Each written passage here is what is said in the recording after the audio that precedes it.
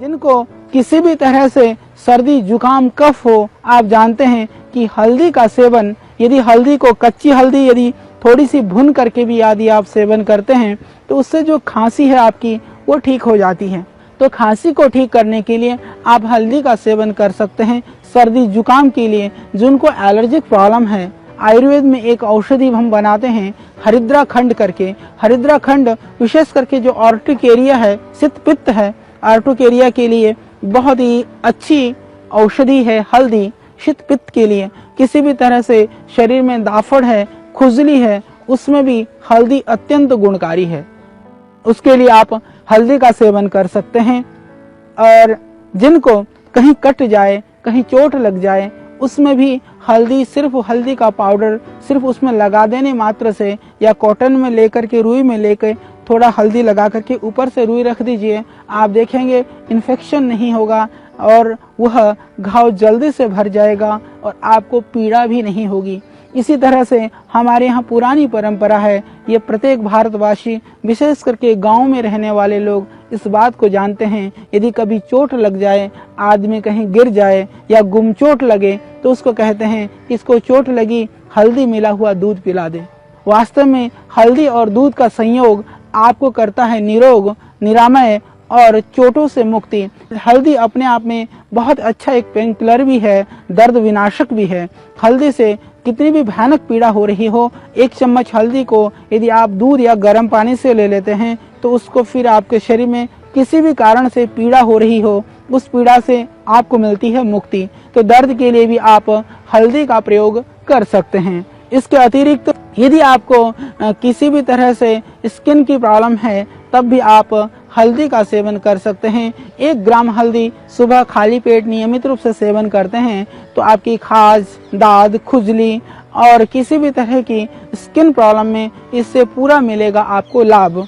और जिनको allergic problem है, साइनोसाइटिस है, उसमें भी हल्दी बहुत ही कारगर है। जिनको अर्थराइटिस है, हम सरदेव स्वामी जी बताते ही हैं, हम सब जानते हैं, पुराना प्रयोग है आपका हल्दी, मेथी और सौंठ का।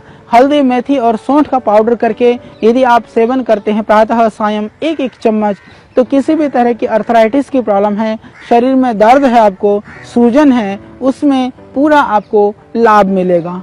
और जिनको किडनी की प्रॉब्लम है, कैंसर जैसी भयानक बीमारियां हैं, वो लोग भी यदि इस हल्दी का नियमित रूप से सेवन करें, सरल उपाय है। हल्दी को आप पाउडर करें और लगभग 1 चम्मच हल्दी प्रातः सायं आप पानी के साथ सेवन करें। हल्दी दांतों के लिए भी बहुत गुणकारी है। हल्दी, सेंधा नमक और सरसों का तेल, यह भी एक हमारे परंपरा में हमारे बुजुर्ग हमें बताते रहे हैं।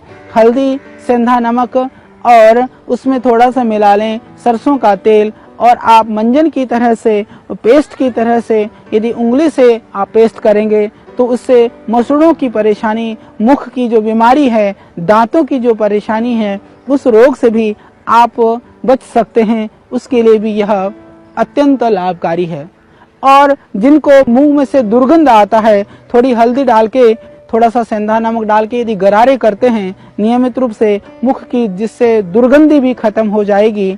और जिनको बहुत ज्यादा आंखों में परेशानी हो तो हल्दी को घिस करके सिर्फ आंख में अंजन करने से भी आंख के रोगों में भी लाभ होता है। जिनको श्वास की बीमारी है वो हल्दी को भून करके या हल्दी के टुकड़े करके हम बंद हंडिया के अंदर रख करके या तवे में खुले में भी थोड़ी सी हल्दी को भून करके शहद के साथ चाटें तो भयानक श्वास की बीमारी और खांसी की बीमारी में भी इससे लाभ होता है।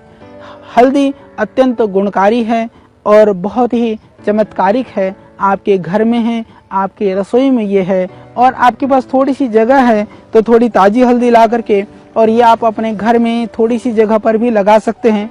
हालांकि साल भर में हल्दी की फसल तैयार हो जाती है और थोड़ी ताजी हल्दी मिले तो गुजरात वगैरह में तो हल्दी के काट करके अदरक की तरह से सेवन करने का विधान भी है।